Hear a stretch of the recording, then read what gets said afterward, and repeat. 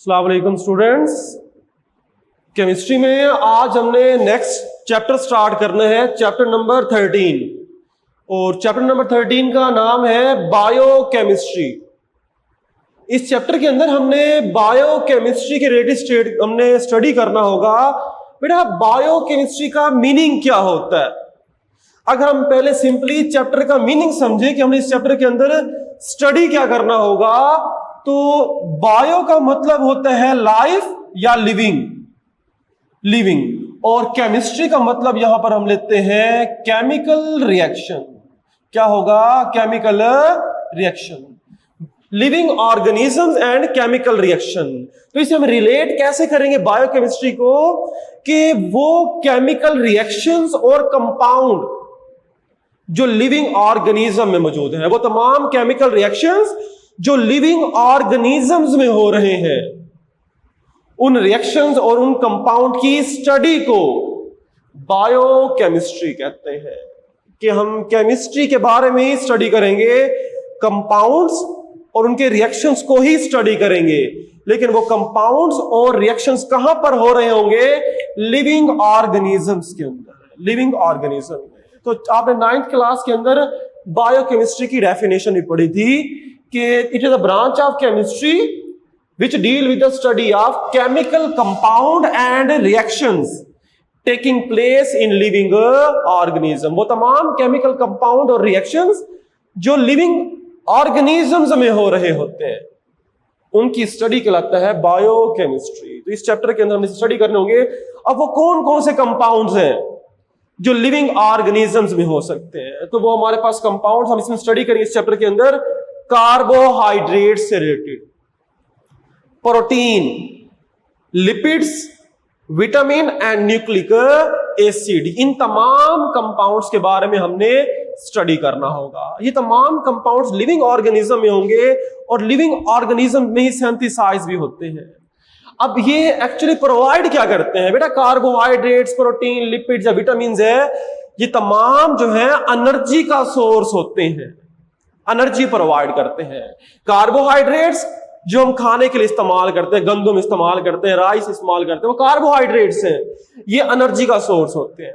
इसी तरह प्रोटीन जो हम गोश्त वगैरह यूज करते हैं, एग यूज करते हैं, ये भी क्या होता है? प्रोटीन, ये भी क्या होगा? एनर्जी का सोर्स होगा। इसके अलावा ये बॉडी को स्ट्रॉन्ग करता है और न्यू बोन्स बनाने में भी हेल्प करता है। इसी तरह लिपिड्स भी एनर्जी स्टोर में एनर्जी प्रोवाइड करती है, और ये लिपिड्स हैं हमारी बॉडी के अंदर स्टोर हो जाते हैं, और जब ये एनर्जी प्रोवाइड करते हैं and provide energy during tough time, मतलब जब एक्सरसाइज करते हैं तो जब एनर्जी चाहिए होगी इंस्टेंटेनियस या इमरजेंसी एनर्जी, तो कहां होगी हमारे पास? वो लिपिड्स प्रोवाइड करते हैं। इसी तरह जो विटामिन हैं, विटामिन भी क्या होते हैं? ये भी इम्यून सिस्टम को स्ट्रॉन्ग करते हैं और एनर्जी का सोर्स हो सकते हैं। इसके अलावा न्यूक्लिक एसिड है बेटा, जो न्यूक्लिक एसिड है, ये न्यूक्लिक एसिड जो है ये जेनेटिक इंफॉर्मेशन एक जनरेशन से नेक्स्ट जनरेशन के अंदर ट्रांसफर करते हैं। तो ये हमें जो मैंने आपको शुरू में ये पढ़ाया है, ये सिर्फ इंट्रोडक्शन है। ये इंट्रोडक्शन है ये बताने के लिए कि हमने इस चैप्टर के अंदर स्टडी क्या करना होगा। तो अब हमने 1 by 1 carbohydrates, protein, lipids, vitamin और न्यूक्लिक एसिड, इन तमाम को अलग अलग स्टडी करना होगा। तो आज हम पहला टॉपिक स्टार्ट करते हैं, वो हमारे पास हमने पहला स्टार्ट करना होगा, वो होगा कार्बोहाइड्रेट्स। कार्बोहाइड्रेट्स क्या होते हैं? बेटा कार्बोहाइड्रेट्स किसे कहा जाता है? कार्बोहाइड्रेट्स जो हम नॉर्मली प्लांट्स के अंदर जो गंदम है, वीट होते हैं, या जो राइस होते हैं, या मकई है, या ग्लूकोज है, फ्रक्टोज है, या हमारे पास मिल्क के अंदर लैक्टोज है, ये तमाम क्या होते हैं? कार्बोहाइड्रेट्स होते हैं। अच्छा, कार्बोहाइड्रेट्स की डेफिनेशन क्या होगी? सबसे पहले शॉर्ट क्वेश्चन आता है, डिफाइन कार्बोहाइड्रेट्स। कार्बोहाइड्रेट्स क्या होते हैं? Carbohydrates are the macromolecules. पहली बात, कार्बोहाइड्रेट्स जो है ये बड़े मॉलिक्यूल्स होते हैं। कार्बोहाइड्रेट्स आर द मैक्रोमॉलिक्यूल, बड़े मॉलिक्यूल्स होते हैं। दे आर पॉलीहाइड्रोक्सी एल्डिहाइड और कीटोन। क्या मतलब है बेटा? पॉली का मतलब क्या होता है? पॉली का मतलब होता है मैनी, हाइड्रोक्सी मतलब OH ग्रुप। OH ग्रुप के जो कार्बोहाइड्रेट्स हैं, इस कार्बोहाइड्रेट्स के अंदर OH ग्रुप होता है, हाइड्रोक्सिल ग्रुप होते हैं। कितने होते हैं? पॉली, मैनी, बहुत सारे हो सकते हैं, 2 या 2 से ज्यादा हो सकते हैं। तो कार्बोहाइड्रेट्स के अंदर एक तो पॉलीहाइड्रोक्सी ग्रुप होता है, हाइड्रोक्सिल ग्रुप होता है, मैनी जो 2 से ज्यादा होते हैं। इसके अलावा कार्बोहाइड्रेट्स के अंदर होते हैं एल्डिहाइड्स। OH ग्रुप के साथ साथ क्या होते हैं? एल्डिहाइड हो सकता है। फंक्शनल ग्रुप कौन सा होता है? एल्डिहाइड। एल्डिहाइड फंक्शनल ग्रुप आपने क्या पढ़ा हुआ है बेटा? एल्डिहाइड ग्रुप क्या होता है? CHO।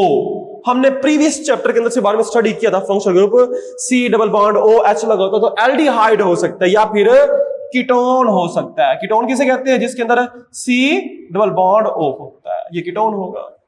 तो जितने भी हमारे पास कार्बोहाइड्रेट्स हैं, ये बड़े मॉलिक्यूल हैं और ये होते हैं पॉलीहाइड्रोक्सी। इसमें हाइड्रोक्सिल ग्रुप होता है और उसके साथ साथ एल्डिहाइड या कीटोन, इन दोनों में से कोई एक फंक्शनल ग्रुप मौजूद होगा। इनका जनरल फार्मूला क्या होगा? कार्बोहाइड्रेट्स का जनरल फार्मूला जो कि एमसीक्यूज में भी पूछा जाता है। एमसीक्यूज होगा बेटा, कार्बोहाइड्रेट्स नाम से मेंशन है। कार्बोहाइड्रेट, इसे मैं रिवर्स पढ़ता से कहूंगा hydrated carbon. Carbohydrate hydrated carbon, के कार्बन होगा और हाइड्रेटेड होगा। हाइड्रेट मतलब पानी के साथ लगा दोगे, हाइड्रेटेड कार्बन है। CN इसका फॉर्मूला होगा CN into H2O into N। मतलब कार्बोहाइड्रेट किसे कहते हैं? कार्बोहाइड्रेट, हाइड्रेट्स को हम पहले लिख दे तो बन जाएगा हाइड्रेटेड, हाइड्रेटेड कार्बन। हाइड्रेट किसे कहते हैं? पानी को ही कहा जाता है। तो हाइड्रेट वाटर के कार्बन के साथ वाटर जुड़ा होगा, तो ये तो जुड़ा हुआ है CH2O, और यहां पर N की वैल्यू पुट कर देते हैं। N की वैल्यू मुख्तलिफ हो सकती है, 3, 4, 5, 6, 7 एंड सो ऑन, कुछ भी हो सकती है। तो बेटा ये हंड्रेड्स में इसकी वैल्यू हो सकती है। तो हमारे पास क्या हो जाएगा? ये हमारे पास हाइड्रेटेड कार्बन, इनका जनरल फार्मूला होगा। अब ये कार्बोहाइड्रेट्स बनते कैसे हैं बेटा? ये कार्बोहाइड्रेट्स बनते हैं through the process of photosynthesis. Photosynthesis भी शॉर्ट क्वेश्चन है, आसान सा शॉर्ट क्वेश्चन है। फोटोसिंथेसिस किसे कहते हैं बेटा? Carbohydrates are prepared by the plants by the process of photosynthesis. Photosynthesis किसे कहते हैं? कि एटमॉस्फेयर से कार्बन डाइऑक्साइड जब वाटर वेपर्स के साथ कंबाइन करती है in the presence of sunlight and the chlorophyll, तो प्लांट में क्या प्रोड्यूस होता है? ग्लूकोज प्रोड्यूस होता है, C6H12O6 ग्लूकोज, और साथ में ऑक्सीजन रिलीज होती है। ये रिएक्शन होगा फोटोसिंथेसिस का। बेटा आपको ये रिएक्शन याद करना पड़ेगा। और ये जो ग्लूकोज बनता है प्लांट्स के अंदर, दे आर पॉलीमराइज। ये ग्लूकोज के मॉलिक्यूल आपस में जुड़ जाते हैं और जुड़ने के बाद क्या बना देते हैं? कार्बोहाइड्रेट्स के मॉलिक्यूल, जो कि हो सकता है स्टार्च या सेलुलोज हो सकते हैं। तो ये हमारे पास कार्बोहाइड्रेट्स क्या है बेटा? आपने पहले डेफिनेशन करनी होगी, और दूसरा क्वेश्चन है फोटोसिंथेसिस के जरिए बनते हैं। फोटोसिंथेसिस क्या होती है? एटमॉस्फेयर से कार्बन डाइऑक्साइड और वाटर वेपर कंबाइन करके ग्लूकोज बनाते हैं। कंडीशंस क्या होंगी? इसके लिए सनलाइट चाहिए होती है और प्लांट में कौन सा होता है? क्लोरोफिल रिक्वायर्ड होता है। इसके बाद अब हम बात करते हैं कार्बोहाइड्रेट्स की टाइप्स की, क्लासिफिकेशन। बेटा कार्बोहाइड्रेट्स 3 तरह का हम पढ़ेंगे, मोनोसैकेराइड, ओलिगोसैकेराइड एंड पॉलीसैकेराइड। तो ये क्लासिफिकेशन ऑफ कार्बोहाइड्रेट्स 3 तरह के हैं, मोनो, ओलिगो एंड पॉलीसैकेराइड। तो हम पहले स्टडी करते हैं मोनोसैकेराइड्स को। मोनोसैकेराइड, मोनो मतलब 1 ही होगा, सैकेराइड शुगर।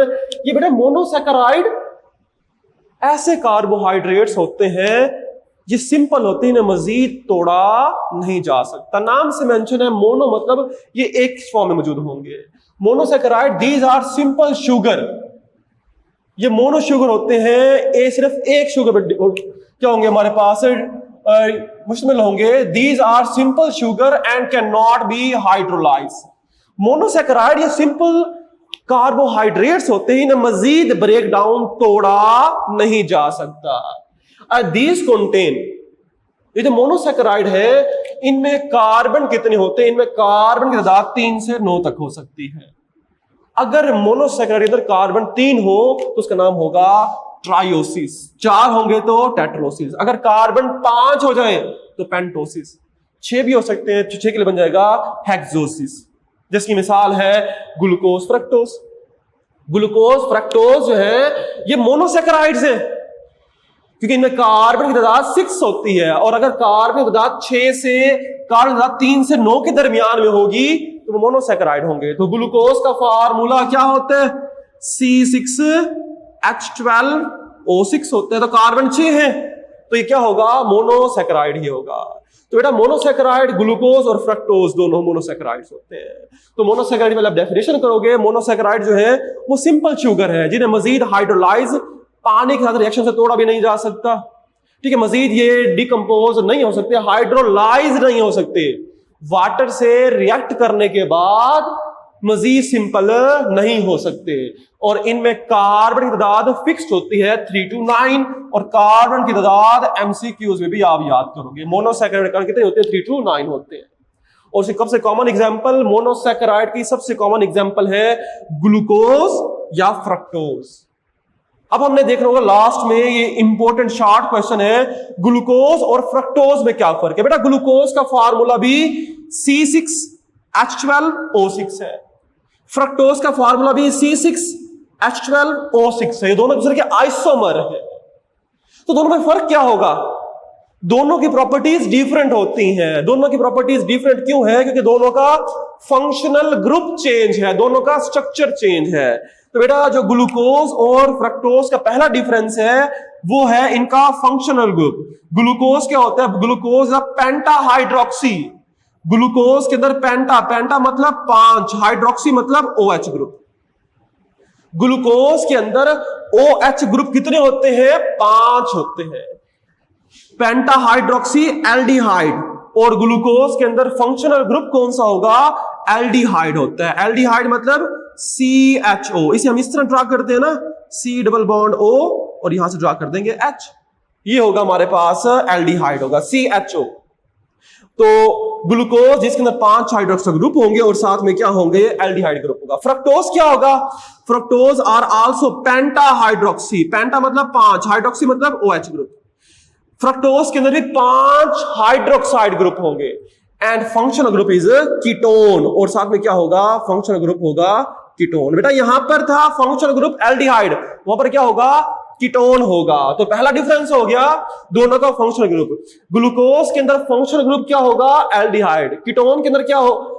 फ्रक्टोज में क्या होगा? कीटोन होगा। अब दोनों का स्ट्रक्चर देखते हैं। बेटा दोनों का स्ट्रक्चर ड्रा करेंगे। ग्लूकोज के अंदर एल्डिहाइड है और इसका स्ट्रक्चर क्या बनेगा? 6 कार्बन है। 3 हम स्ट्रक्चर ड्राइव करते हैं। सबसे पहले 6 कार्बन है, 6 कार्बन का स्केच बना लेते हैं। 6 कार्बन का स्केच किस तरह बनेगा? 6 कार्बन लगा लेते हैं। यहां पर हमारे पास 1 2 3 4 5 एंड 6, 6 कार्बन हो गए। सबसे पहले हम मेन स्केलेटन 6 कार्बन लगाते हैं। 6 कार्बन लगाने के बाद अब हम लगाते हैं, ग्लूकोज का स्ट्रक्चर है तो पहले हम लगाते हैं यहां पर एल्डिहाइड ग्रुप।